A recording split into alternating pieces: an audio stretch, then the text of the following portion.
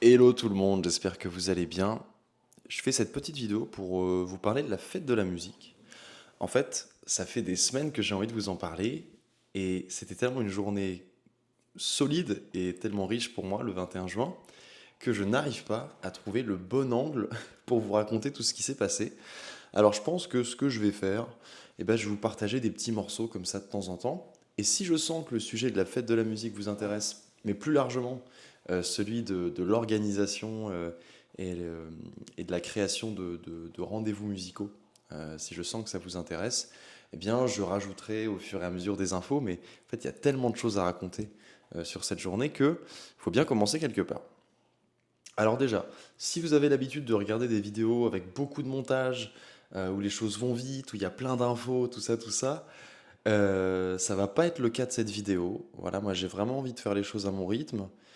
J'ai envie de laisser le temps aux mots, j'ai envie de laisser le temps à mes idées de se poser. Et puis je pense qu'on est dans un monde où les infos vont tellement vite que ça ferait pas de mal de temps en temps de prendre le temps de juste se raconter des histoires. Voilà. Alors même si tu es en train de regarder cette vidéo sur ton téléphone ou quoi, tu peux même enlever la vidéo parce que tu ne vas rien avoir de plus que moi en train de parler. Voilà. Donc installe-toi tranquillement. Je vais te raconter une petite histoire. C'est l'histoire de ma fête de la musique en 2025. Alors déjà, la première chose à savoir, c'est que la fête de la musique, ça fait un moment qu'elle existe. Ça fait plus de 40 ans. Et ce rendez-vous, il a été voulu, il a été demandé notamment par Jacques Lang, qui était à cette époque ministre de la Culture. Mais ce n'est pas lui qui a eu l'idée de créer un rendez-vous pour la musique. En fait, en 1975, l'UNESCO avait déjà créé une journée internationale de la musique et il y avait déjà de nombreuses initiatives, notamment portées par des associations, pour se rassembler, donner de la visibilité à toutes les formes de musique, bien avant que Jack Lang en fasse la demande. Mais le fait de faire de ce rendez-vous quelque chose d'officiel, de l'installer dans le calendrier national, ça a évidemment eu son impact parce que ça a officialisé, ça a légitimé aussi tout un pan de la musique qui n'était pas représenté dans les circuits traditionnels de musique actuelle ou de musique classique. Donc déjà, je trouve que c'est une belle initiative, la fête de la musique. Je trouve que ça montre ce qui se passe quand une volonté politique s'empare d'un sujet aussi important que la musique, que la culture. Et je suis heureux de voir que ce rendez-vous est toujours honoré, même 40 ans après, 43 ans après l'instauration donc de ce rendez-vous. Alors moi, je suis né en 96. J'ai pas vu toutes les fêtes de la musique, j'en ai vu quelques-unes. Et quasiment à chaque fois, quand j'étais en France en tout cas, c'est un rendez-vous que j'ai essayé d'honorer. Et j'étais souvent à La Ferté-Macé, du coup ma ville d'origine. Et j'en ai des souvenirs vraiment chouettes. Je pense que c'est peut-être cet esprit que beaucoup de gens ont en tête aussi. C'est les rues piétonne, enfin toute la ville est accessible, tout le monde peut marcher, et puis ce sont ces groupes qui s'installent ici et là, on fait 50 mètres, on écoute un groupe, on va un peu plus loin, on en écoute un autre, il y a des scènes qui sont installées dans plusieurs spots, et ça donne cette expérience où on peut aller picorer la musique, et où on sent que, en tout cas dans l'esprit original, c'est le moment où les musiciens sortent, et notamment les musiciens amateurs, pour... c'est un peu leur rendez-vous avec la musique, quoi. Et j'ai une anecdote là-dessus, c'est que dans, dans mes premières expériences musicales, on va dire indépendantes, les moments où je n'étais plus dans une école de musique, eh bien j'ai profité de la fête de la musique moi aussi. Et à l'époque, on avait composé un morceau avec Maxence Pommier, qui s'appelait Eyes Opening, qui est d'ailleurs, il y a encore une trace, je crois, sur Twitter, enfin sur X de cette vidéo, de cette chanson. Et je me souviens très très bien, dans les rues de la Ferté-Macé, il y avait un ampli qui était installé dans un coin de rue. Il y avait une batterie qui était posée à même le sol. Il y avait deux, trois chaises, deux, trois câbles qui traînaient. Et on avait saisi cette occasion, à l'époque avec Maxence, lui à la guitare et moi à la voix, de chanter ce morceau. Et c'était un peu le coming out de de notre rencontre musicale, puisque c'était tout frais à l'époque.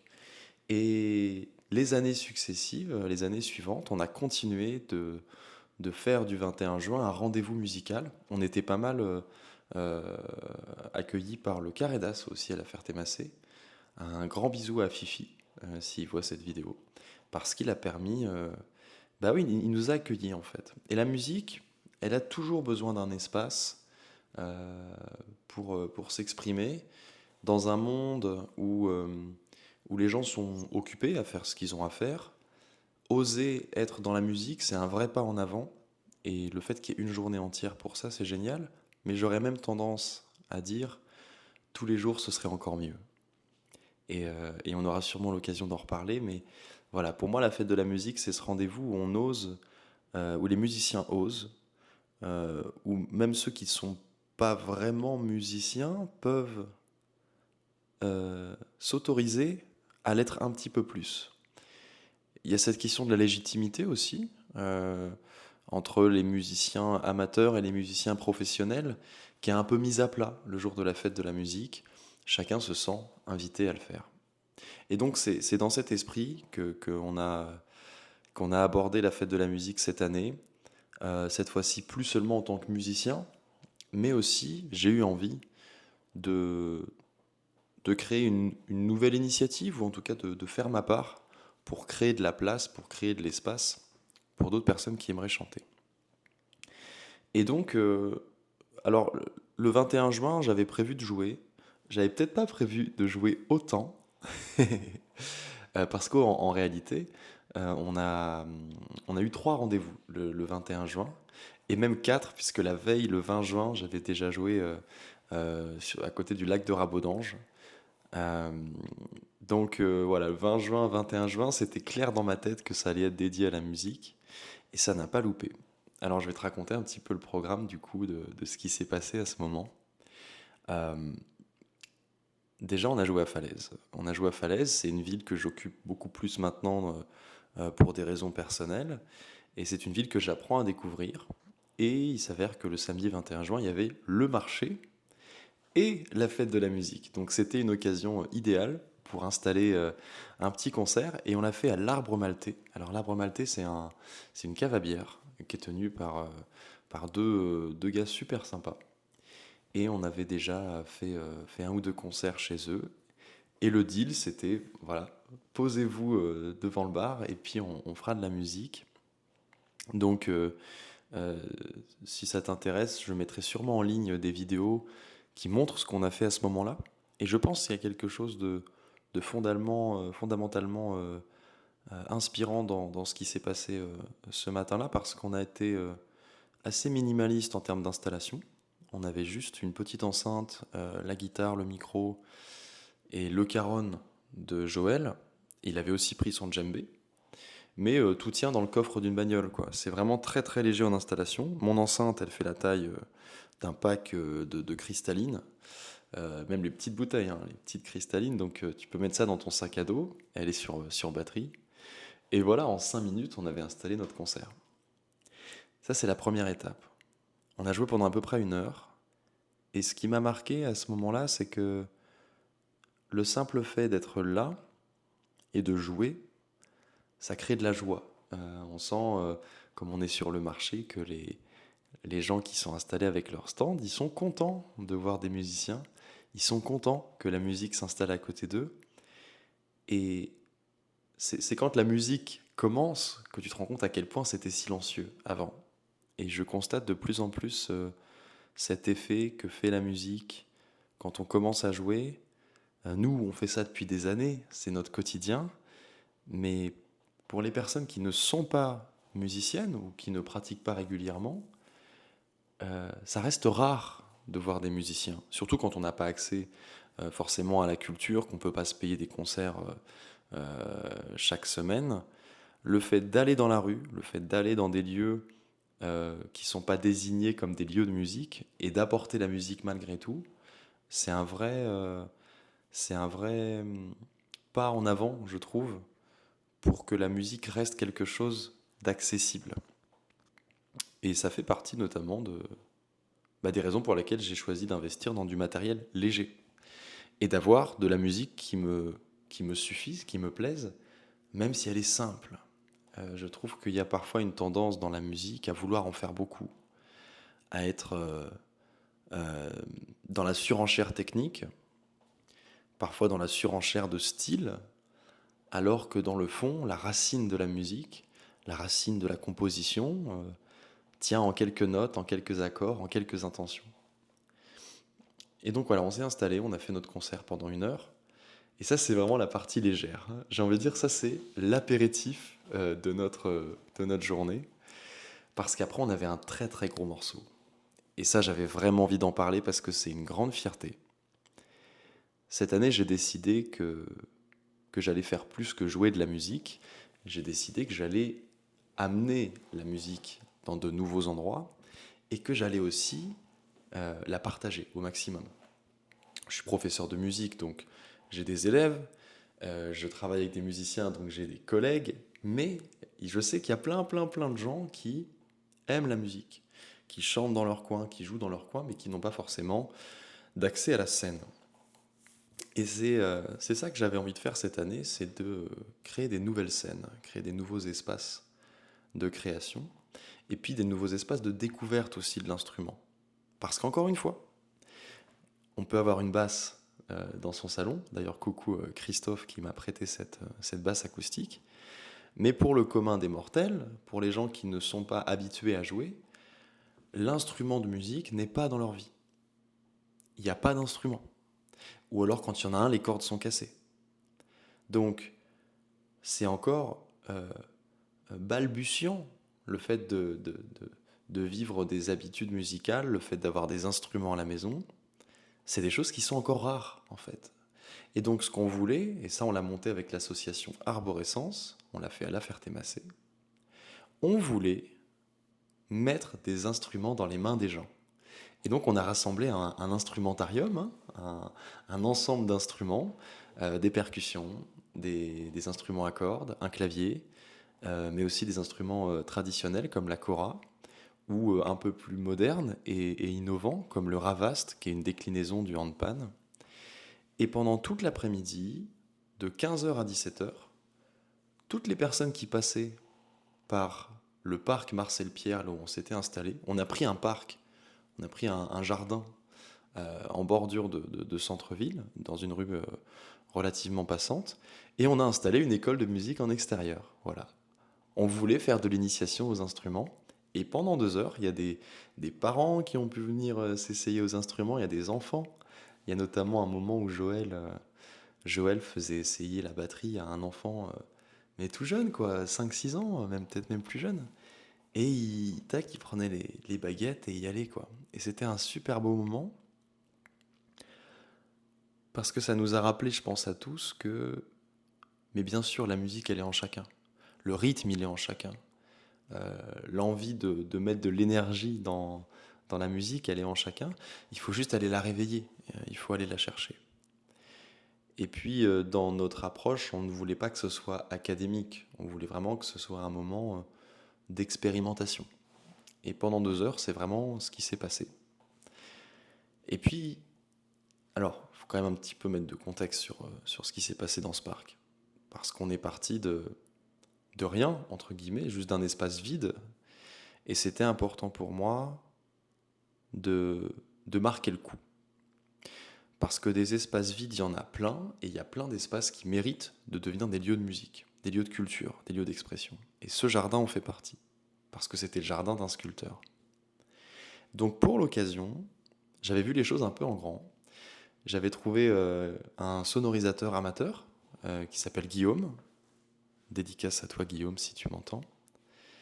Et on avait installé la sono, on avait une petite scène, on avait un praticable prêté par la mairie. Et puis on avait installé 50 chaises. L'objectif c'était vraiment de créer une scène. Pas simplement un petit coin, mais un espace où les gens se disent ah ouais, il y a de la musique ici. Il y a le clavier, il y a la batterie, il y a la guitare, il y a le micro, il y a des vrais retours de scène. Et donc, on voulait créer une expérience musicale qui soit quand même à la hauteur, en fait, de tout ce qui allait pouvoir s'y passer. Et donc une fois que cette scène était installée, était venu le temps de faire passer une dizaine de personnes qui ont chanté, dont certaines pour la première fois vraiment sur scène, qui avaient un morceau qui leur tenait à cœur, qu'elles sont allées chanter. Et alors je suis trop content parce que j'ai vu chanter une maman avec sa fille, j'ai vu chanter une tante qui a rejoint Aurélien, un gars que j'ai rencontré aussi dans le coin, spontanément, qui avait envie de faire du Jean-Jacques Goldman et qui a vraiment complètement pris le rendez-vous et qui maintenant est vraiment en train de prendre confiance dans sa voix et dans son envie de chanter. Et donc pendant une heure, voilà, on a vu les morceaux, on a vu Mariam aussi qui a interprété un morceau en français alors elle est pas française. Voilà, que des moments vraiment, vraiment touchants. Et puis la musique, elle vivait en chacun, quoi. Donc ça, c'était une belle journée déjà. La journée était déjà très très sympa à ce moment-là. D'ailleurs, j'ai un souvenir très chouette parce qu'on a installé quasiment un mini festival, hein. On a installé une scène avec une régie, avec tous les, tous les sièges. Enfin, on a vraiment créé un espace, quoi. Tu pourras passer voir les photos si tu veux sur mes réseaux. Et j'étais trop content de voir que cette petite équipe là de quelques bénévoles, elle était motivée. On était tous ensemble dans le même bateau et les gens en sont ressortis vraiment contents, quoi. On a des magnifiques images qui ont été capturées par Florian Potier, un, un photographe du coin. Et voilà, un magnifique souvenir. Et l'idée, ça sera après, puisqu'on a prouvé qu'il y avait une envie de faire de la musique dans le coin. L'idée, ce sera de créer d'autres rendez-vous comme celui-là à la Ferté-Massé et puis aussi ailleurs. Il y a d'autres projets dont j'ai envie de te parler qui sont passés depuis ou même avant la fête de la musique, mais je vais me concentrer sur la fête de la musique. Et donc voilà, il est 18h, la scène ouverte vient de se terminer. Et nous, on n'a pas encore terminé parce que on est programmé à Bagnoles-de-l'Orne, dans la rue qui monte vers la gare, qui a été très très bien pensée. Ils ont fait les choses de façon très intelligente. Ils ont programmé plusieurs artistes, tous les 50, 100 mètres, tout le long de la rue principale qui remonte vers la gare. Ce qui crée vraiment cette expérience dont je te parlais, de fait d'aller picorer de la musique. Il y avait une violoniste en dessous de nous. Au-dessus, il y avait un groupe de rock, un groupe de blues. Il y avait plein de propositions ce soir-là. Et donc nous, on s'est installé avec la sono, cette fois-ci avec la batterie, qu'on avait remballée de la Ferté-Massé. Et on avait 45 minutes à jouer, deux fois. Une fois 45 minutes, ensuite une pause et retour pendant 45 minutes. Et c'était un cadre génial, les gens sur les terrasses nous écoutaient. Euh, Vraiment un sentiment de... Une belle expérience parce que on était engagé, donc on travaille, hein. On est là pour jouer, il y a une forme d'attente, il y a une forme de pression quand même de performance et de résultat. Mais le cadre était vraiment agréable. Le temps, la météo du 21 juin, je pense que tout le monde a passé une super belle journée. Et donc, on arrive à cette dernière étape, sous le soleil, un sentiment de légèreté, ouais, de vraie légèreté. Et à deux, du coup, avec Joël, à la batterie, on a commencé à jouer. Et le premier set était tranquille, et le deuxième, il s'est passé des trucs. Et ça, c'est un peu le moment que j'aime bien raconter, parce que quand tu fais de la musique, c'est un moment qui est assez particulier. Tu ne sais pas à quoi va ressembler ton concert. Tu ne sais pas si les gens vont être fatigués, si les gens vont être motivés, s'ils vont être distants, s'ils vont être insistants. Tu ne sais pas du tout quelles interactions tu vas avoir. Il faut imaginer avoir 100, 200 personnes, parfois 300 personnes euh, qui, qui te donnent, mais qui sont aussi dans leur propre énergie. Donc c'est un vrai moment de rencontre et on ne sait pas à quelle sauce on va être mangé quand on est musicien. Donc il faut avoir confiance en sa musique et puis avoir confiance dans l'énergie des gens. Et il s'est passé des trucs de fou ce soir-là. Le premier set était tranquille, mais le deuxième, première minute, on relance le set. Je vois qu'il y a déjà 50 personnes autour de nous, tu vois. Et pour la blague, juste avant de commencer le deuxième set, j'avais discuté un peu avec Joël. Je m'étais dit, bon, bah là, ça va être tranquille, on envoie nos petites chansons en mode apéro-concert, et puis voilà, on a fait notre journée, quoi. Pas du tout. Pas du tout. Dès les premiers morceaux, il y a 50 personnes. Les morceaux d'après, il y en a 100. On est dans une rue, hein. Imagine une rue qui commence à se remplir devant toi. Tu joues tes morceaux et ça se remplit, ça se remplit, ça se remplit. 4, 5 morceaux, il y a 150 personnes autour. Ça continue à se remplir, ça continue, ça continue. Et puis les gens sont vraiment attentifs, quoi. Et commence à apparaître le fameux arc de cercle. Euh, L'arc de cercle de la mort. C'est-à-dire qu'il y a plein, plein, plein de gens qui écoutent, qui s'amassent devant toi, mais il y a une distance il y a une dizaine de mètres entre toi et les premières personnes dans le public. Il y a une espèce de grande zone de timidité, tu vois. Sauf que moi, je commence à mettre de l'énergie. Je commence à rentrer dans mon concert et je me dis, il y a des gens, il faut que j'en vois. Sauf que quand on voit des gens qui sont loin, bah, il y a une grande déperdition d'énergie et moi, j'aime bien communiquer avec le public. Et donc, j'avais envoyé 2, 3 morceaux qui envoyaient pas mal. Je sens que les gens sont réceptifs. Et donc, je pose une question. Et notez bien, les musiciens, si parfois vous avez ce problème de l'arc de cercle de la mort, cette espèce de grande zone de vide là. Je pose une question. Je leur demande qui en veut plus? Qui est chaud là? Qui veut de l'énergie? Et donc, j'ai plein de mains qui se lèvent. Ouais, machin. Et je fais OK. Toutes les personnes qui ont levé la main, vous allez venir devant. Vous allez me rejoindre. C'est-à-dire que là, je peux vous donner, mais il faut qu'on échange. Il faut qu'on soit ensemble, il faut que je puisse vous regarder dans les yeux et qu'on puisse vivre ce moment tous ensemble.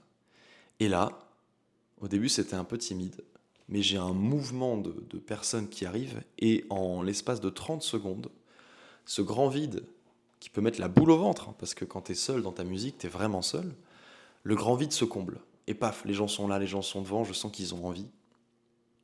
Et alors là, on était parti pour sans doute un des plus beaux moments de musique quand même de ma modeste carrière de musicien. Des gens vraiment contents d'être là, des sourires à perte de vue, des gens qui chantent, des gens qui tapent dans leurs mains, qui dansent, euh, qui, qui, qui vivent, qui vibrent, quoi. C'était fort, c'était fort. Et il y a quelques vidéos qui traînent sur mes réseaux, tu pourras passer voir. Mais ce moment, c'était de l'amour, c'était beau, c'était fort.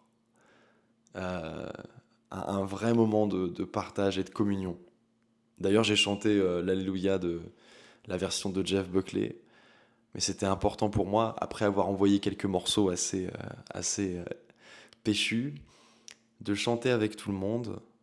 Et j'ai chanté quelque chose comme voilà, on est là tous ensemble, malgré toutes nos différences, c'est beau de pouvoir tous chanter ensemble. Et c'était un beau moment. Pour moi, ma fête de la musique, elle était réussie à ce moment-là. Et ça a continué. Les gens étaient toujours à fond. Impossible de s'en décoller. On avait dépassé l'heure entre guillemets limite déjà de 15 minutes et les gens étaient toujours à fond. Euh, à un moment, je vois qu'il y a des gens qui commencent à essayer de glisser un billet sous mon pied de micro, tu vois. Moi, j'avais pas mis de choses pour. Je faisais pas la manche, on était payé, j'étais juste là pour jouer. Mais je vois que les gens commencent à mettre des billets, bref. Donc je pose juste la caisse de guitare de côté parce que je me dis, bah, si les gens ils veulent donner, il faut qu'ils donnent. C'est un don. Voilà. Ils veulent dire merci. C'est ça que j'ai compris. Et une énorme générosité, des tas et des tas de merci, de compliments quand le concert s'est terminé. Et honnêtement, je le prends pas pour moi. Ce que j'ai compris aussi ce soir-là, c'est que au bout du compte, le plus important pour les musiciens, c'est d'être là. Il faut que la musique, elle vive. Et après, quel que soit le style de musique qu'on utilise, quelles que soient nos influences, les gens, ils aiment chanter, ils aiment bouger, ils aiment vibrer. Et c'est ça notre mission. C'est de répondre au rendez-vous, c'est de le faire sans trop se cramer, parce que ma voix était un peu fatiguée quand même à la fin de la journée. Mais on n'a qu'une vie, et au bout du compte, tant que j'aurai la voix pour chanter, bah je le ferai, je crois.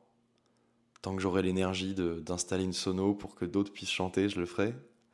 Tant que j'aurai la patience et l'attention et la curiosité pour écouter les autres, je le ferai aussi. Et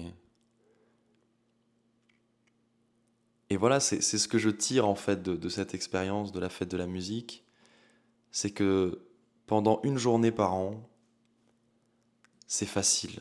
C'est, c'est plus facile en tout cas d'aller jouer de la musique que le reste de l'année.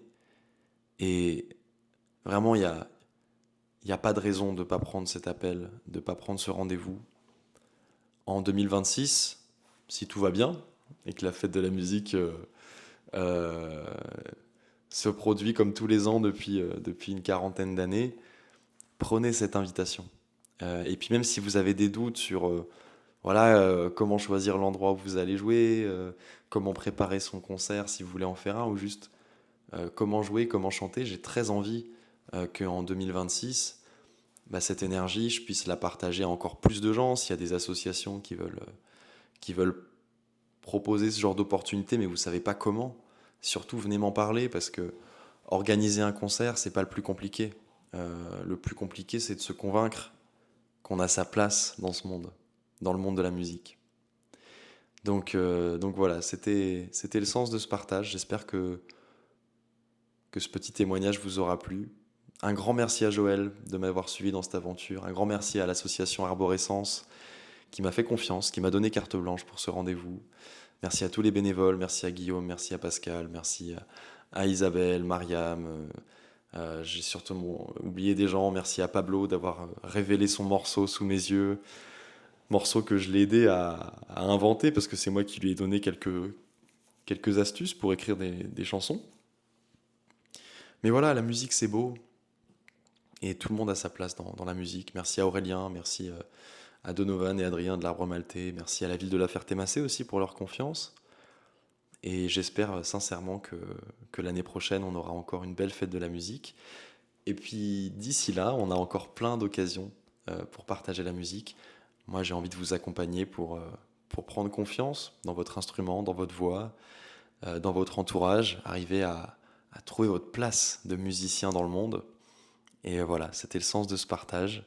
Il y aura probablement une vidéo un peu plus construite qui sortira peut-être dans le courant de l'année. Euh, mais voilà, je crois aussi profondément dans les histoires qu'on peut raconter. Et j'espère que ce témoignage vous aura donné envie de vous inscrire l'année prochaine, de vous bloquer cette date, bloquer le 21 juin. Et même si vous êtes dans votre entreprise, même si vous travaillez, même si vous avez des contraintes, rien ne vous empêche de jouer. Voilà. C'est peut-être quelque chose que j'aimerais impulser aussi, que la musique soit partout, vraiment partout. Donc voilà, merci pour votre attention. Et puis on se retrouve pour d'autres rendez-vous artistiques et musicaux. A plus, c'était Johan Showmaker.